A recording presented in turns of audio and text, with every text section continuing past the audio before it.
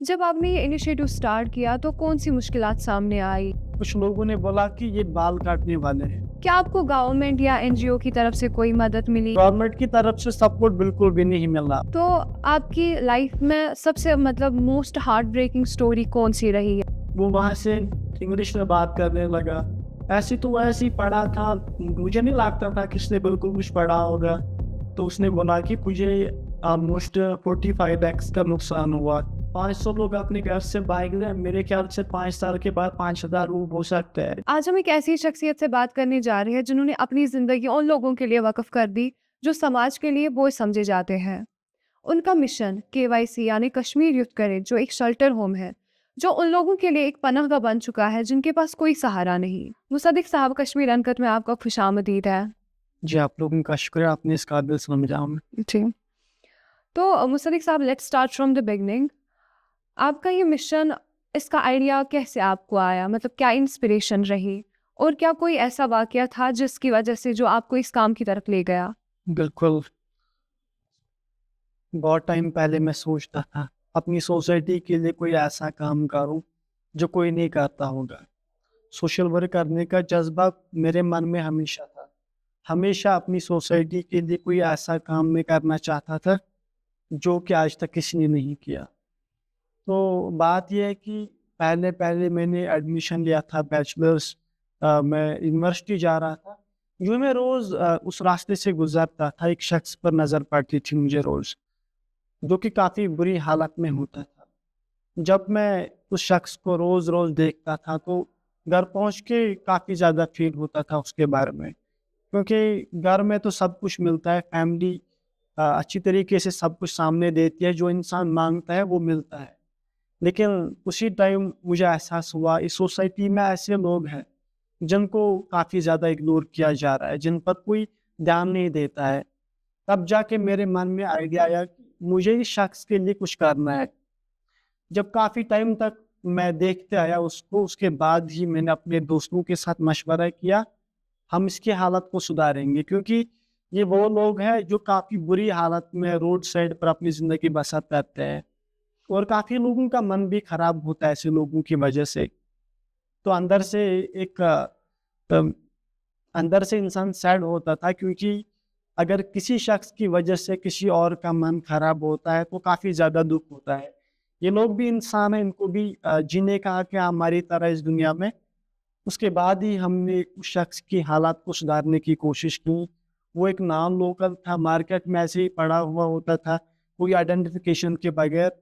जब हमने उसकी हालत को सुधारने की कोशिश की, उसके बाद ही हमने खाना भी उसको दिया, और जो भी लोग थे वहाँ पर, हमने उनसे रिक्वेस्ट की कि आप ऐसे शख्स को खाना देने की कोशिश कीजिए, क्योंकि ये ऐसे लोग हैं जो कि एक वक़्त का खाना भी नहीं खाते हैं। जब आपने ये इनिशिएटिव स्टार्ट किया तो कौन-सी मुश्किलात सामने आई? क्या सोसाइटी या आपके घर वाले उन्होंने बोला कि आप ऐसा काम ना करें?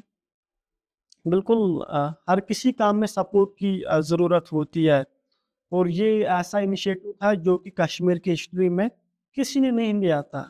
तो जब मैंने ये इनिशिएटिव लिया, उसके बाद अ, काफ़ी ज़्यादा पॉज़िटिव इम्पैक्ट पड़ा सोसाइटी पे। काफ़ी सारे लोगों ने अच्छा भी बोला, और हर किसी सोसाइटी में ऐसे लोग होते हैं जो कि गलत बोलते हैं, नेगेटिव होते हैं। वो ऐसे भी बहुत सारे लोग मिले, लेकिन मैंने उन पर बिल्कुल भी ध्यान नहीं दिया। कुछ लोगों ने बोला कि ये बाल काटने वाले हैं। कुछ लोगों ने बोला कि ये अपने मकसद के लिए कर रहे हैं। तो सोसाइटी में ऐसे बहुत सारे लोग मिलते हैं जो कि इंसान को डिमोटिवेट करने की कोशिश करते हैं। जब फैमिली का सपोर्ट हो और अपने दोस्तों का सपोर्ट हो, मुझे नहीं लगता है कि इंसान को कोई डिमोटिवेट कर सकता है। इस शेल्टर होम को शुरू में फंड्स कैसे आपने इकट्ठे किए?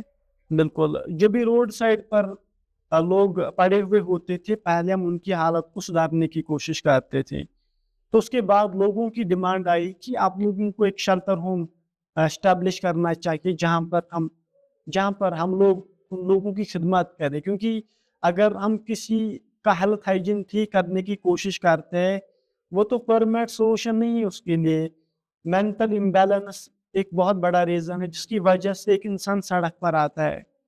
तो हमने कोशिश की हम इनकी मेंटल हेल्थ पर काम करें, क्योंकि अगर कोई इंसान दिमागी तौर पर ठीक है, तो वो अपना काम अच्छी तरीके से कर सकता है। ये अल्लाह ताला की तरफ से एक बहुत बड़ी नेमत है। तो जिसको अल्लाह ताला इससे महरूम रखेगा तो काफ़ी ज़्यादा मुश्किल होता है उसके लिए, क्योंकि एक ऐसा स्टेज होता है जिसमें इंसान को स्ट्रगल करना काफ़ी ज़्यादा ज़रूरी होता है। तो इन लोगों का दुःख दर्द समझ के हमने फैसला लिया कि हम एक शेल्टर होम बनाना चाहिए।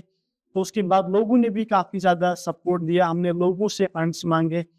उसके बाद हमने एक शेल्टर होम भी एस्टेब्लिश किया जहाँ पर हम अभी ऑलमोस्ट 25 लोगों को अकोमोडेट करते हैं। आपका शेल्टर होम उन लोगों के लिए महफूज जगह बन चुका है जिनको छोड़ दिया गया है, खासतौर पर वो जो जहनी मरीज है या जो बुजुर्ग है या जो बेघर है। So, what are some of the most heartbreaking stories that you have witnessed?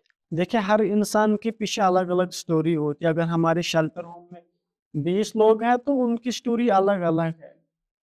तो बहुत सारे सोशल इश्यूज़ की वजह से ऐसे लोगों को छोड़ा जाता है, अबैंडन किया जाता है, और ऐसे भी बहुत सारे लोग होते हैं जो कि होमलेस होते हैं, और ऐसे भी बहुत सारे लोग होते हैं जो खुद अलग रहने की कोशिश करते हैं, क्योंकि अगर वो किसी मुश्किल फेज़ से गुज़र रहे हैं, उनकी फैमिली का हक है उन पे वो उनको सपोर्ट दे। जो सपोर्ट उनको चाहिए अपनी फैमिली से वो उनको नहीं मिलता है, उसके बाद वो दूरी इख्तियार करने की कोशिश करते हैं अपनी फैमिली से। क्या आपको गवर्नमेंट या एनजीओ की तरफ से कोई मदद मिली या सिर्फ कम्युनिटी के सपोर्ट पे चल रहा है आपका ये बिल्कुल। Shelter home? तो हमने शेल्टर होम कम्युनिटी के बोलने पर ही स्टार्ट किया, क्योंकि पहले भी हमने गवर्नमेंट से सपोर्ट मांगने की कोशिश की। गवर्नमेंट की तरफ से सपोर्ट बिल्कुल भी नहीं मिला, और हम उम्मीद रखेंगे कि आने वाले टाइम में इस इनिशिएटिव का सपोर्ट मिले ताकि ये इनिशिएटिव सस्टेन हो जाए, क्योंकि ये एक ऐसा काम है जो कि कश्मीर की हिस्ट्री में किसी ने नहीं किया। ये बहुत बड़ा काज है, बहुत बड़ा काम है, इसको सपोर्ट करने की काफ़ी ज़्यादा ज़रूरत है। अल्हम्दुलिल्लाह अभी हम जो भी कर रहे हैं लोगों के सपोर्ट की वजह से कर रहे हैं। मैं चाहता हूँ कि आने वाले टाइम में लोगों का सपोर्ट और ज़्यादा रहेगा ताकि हम इसको एक बहुत बड़े शेल्टर होम बनाने में कामयाब हो जाएँगे। ये लोग शेल्टर होम में कैसे आते हैं? मतलब कैसे आप इनको वहाँ पे लाते हैं या आपको कॉल्स वगैरह आती है या आप खुद सराउंडिंग में जाके इन लोगों को देखते हैं? पहले-पहले हम खुद देखते थे ऐसे लोगों को, जो ही हम सोशल मीडिया पे एक्टिव हो गए तो लोगों ने हमें कॉन्टैक्ट करना स्टार्ट किया। अभी भी हमें डेली एवरेज में 10 से 12 कॉल्स आती है, क्योंकि लोगों का तादाद काफ़ी ज़्यादा है जो कि अबैंडन्ड है, जो कि होमलेस है, या जो किसी न किसी परेशानी में अभी है। उसके बाद अगर कोई शख्स देखता है किसी को, वो हमें राब्ता करता है। जो ही हमारी एक स्टोरी सोशल मीडिया पे पब्लिश होती है ऐसे लोगों के बारे में, उसके बाद हम लोगों से एक रिक्वेस्ट करते हैं कि अगर आप किसी जगह ऐसे इंसान को देखते हो तो आप हमें इन्फॉर्म कीजिए, क्योंकि हर किसी का हक है, हर किसी को सामने आना चाहिए ऐसे लोगों को सपोर्ट करने में। ये ज़रूरी नहीं है कि हर कोई इस काम को स्टार्ट करे, लेकिन सपोर्ट काफ़ी ज़्यादा ज़रूरी होता है इस काम को। अगर कोई इंसान सड़क पे किसी शख्स को देखता है, उसके बाद हमें कॉल करता है, तो इनिशिएटिव तो मेरे ख़्याल से उसी ने उठाया है, क्योंकि अगर कोई इंसान सोचता है किसी ऐसे शख्स के बारे में जो कि होमलेस है, उसके बाद हमें कॉल करता है, उसको रिहैबिलिटेट करने में मदद करता है, उसका भी हाथ होता है इस काम में। अगर हम देखिए shelter is just one part of the solution. Tell us about the rehabilitation process. Like आप कैसे इन इंडिविजुअल्स की मदद करते हैं ताकि ये रिगेन कर सके अपनी आइडेंटिटी को? बिल्कुल, इनके लिए शेल्टर परमानेंट सॉल्यूशन नहीं है। हमारा टीम भी अभी रिहैबिलिटेशन पे काम कर रहा है, क्योंकि एक मेन मकसद है हमारा। इनकी जो मेंटल इम्बैलेंस है उसको प्रॉपर रेस्टोर करना हमारा काम है। अभी हमारे स्टाफ में मेडिकल फैसिलिटीज़ भी हमने रखी है, साइकोलॉजिकल फैसिलिटीज़ भी रखी है, ताकि प्रॉपर इन पेशेंट्स की काउंसलिंग की जाए, ताकि ये लोग रेडी होने चाहिए अपनी ज़िंदगी दोबारा गुज़रने के लिए। ये वो लोग होते हैं जिनको टाइम देने की काफ़ी ज़्यादा ज़रूरत होती है। हम अपना टाइम इनके साथ गुज़ारते हैं और मदद करते हैं इनको अपनी ज़िंदगी दोबारा जीने में, क्योंकि आजकल काफ़ी कम लोग हैं जो इनके बारे में सोचते हैं। हर कोई अपने आप से लगा है, अपनी फैमिली से लगा है। तो मेरे ख़्याल से हमारा टीम अभी कोशिश कर रहा है ऐसे इंडिविजुअल्स को बराबर अपने घर तक पहुँचाने की, और अपनी सोसाइटी में वापस जो डिग्निटी है, जो इज़्ज़त है, वो बराबर इनको मिलना चाहिए सोसाइटी में। तो आपकी लाइफ में सबसे मतलब मोस्ट हार्ट ब्रेकिंग स्टोरी कौन सी रही है जो आपने अपनी लाइफ में लाइक इन जैसे लोगों की देखी है जो जिसने आपकी ज़िंदगी पे एक इम्पैक्ट डाला हो? बिल्कुल जब हम पहले इनकी हालत को सुधारने की कोशिश करते थे, तो डाउनटाउन श्रीनगर एरिया में ऐसे शख्स की हालत को सुधारने की कोशिश की थी हमने। तो उसके बाद हमने इससे पूछा कि आपके साथ क्या हुआ है? आप इस हालत में क्यों गए? वो वहाँ से इंग्लिश में बात करने लगा। ऐसे तो वो ऐसे ही पढ़ा था, मुझे नहीं लगता था कि उसने बिल्कुल कुछ पढ़ा होगा। तो उसने बोला कि मुझे ऑलमोस्ट 45 लैक्स का नुकसान हुआ। तो काफ़ी ज़्यादा शॉक हुए हम उस टाइम, क्योंकि हमें तो उन चीज़ों के बारे में एक्सपीरियंस था ही नहीं, ना मैं ऐसी स्टोरी सुनी थी कभी। जब हमने ये सुना तो काफ़ी ज़्यादा शॉक लगा हमें, क्योंकि मैंने पहले भी कहा सपोर्ट करने वाला कोई मिलना चाहिए। उस बेचारे को कोई सपोर्ट करने वाला नहीं मिला। उसने काफ़ी ज़्यादा पढ़ा था और काफ़ी ज़्यादा लॉस हुआ था, वो भी 20-30 साल पहले। तो मुझे नहीं लगता कि वो बेचारा किस हालत में भी जी रहा होगा, क्योंकि उसकी कंडीशन काफ़ी ज़्यादा ख़राब थी। और उसी टाइम हमने फ़ैसला लिया है कि हम ऐसे लोगों के लिए कुछ करेंगे, क्योंकि वो छोटा था, उसकी एज उतनी नहीं थी। उसको सपोर्ट करने की काफ़ी ज़्यादा ज़रूरत थी, लेकिन जो सपोर्ट उसको उस स्टेज में चाहिए था, वो उसको बिल्कुल भी नहीं मिला। क्या आप उसके बाद दोबारा कभी उनके पास गए? उसके पास हम गए, हमने उनसे पूछा भी कि अगर आपको पैसे चाहिए हम आपको देंगे। हमारे पास तो थे नहीं, लेकिन हमारे पास लोग थे जो उसको सपोर्ट कर सकते थे। तो उसने बिल्कुल इनकार किया। बोला कि मुझे सोशल वेलफेयर डिपार्टमेंट की तरफ से 1000 रुपया मिलता है पेंशन, तो मैं उसी से अपना रोज़गार चलाता हूँ, अपना काम चलाता हूँ। तो काफ़ी ज़्यादा दुःख हुआ उस टाइम, क्योंकि जो एक बहुत बड़ी कंपनी का मालिक था एक टाइम पे, वो अब उस 1000 रुपए की वजह से तड़प रहा है। तो हमने उनसे सपोर्ट देने की भी कोशिश की, लेकिन उन्होंने बिल्कुल इनकार किया। सो बिफोर वी कंक्लूड, आप कश्मीर की आवाम को क्या मैसेज देना चाहोगी? How can we as a society be responsible for those who have been left behind? बिल्कुल, लोगों के लिए यही मैसेज है कि आप इसके बारे में सोचें, क्योंकि ये काफ़ी सीरियस इशू है। अगर आज 500 लोग अपने घर से भाग रहे हैं, मेरे ख्याल से 5 साल के बाद 5000 लोग हो सकते हैं, क्योंकि दिन ब दिन कश्मीर में अनएम्प्लॉयमेंट की ये जो तादाद है वो बढ़ रही है। काफ़ी सारे यूथ्स हैं जिन्होंने पढ़ा है, जिनके अभी भी कुछ नहीं कर पाते हैं। इंसान को हमेशा मुकाबला करना चाहिए प्रॉब्लम से। अगर किसी के लाइफ में कोई ऐसा इशू हुआ है, उसको मुकाबला करना चाहिए उसके साथ, ताकि मेंटल इम्बैलेंस ना हो, क्योंकि अल्लाह ताला की तरफ से बहुत ही बड़ी दौलत है दिमाग, ज़हनी सलाहियत। जो इंसान ज़हनी सलाहियत से महरूम होता है, तो बहुत मुश्किल होता है उस फेज़ से गुज़रने के लिए। उसके बाद मैं चाहता हूँ कि हर कोई इंसान सपोर्ट करना चाहिए इस इनिशिएटिव को।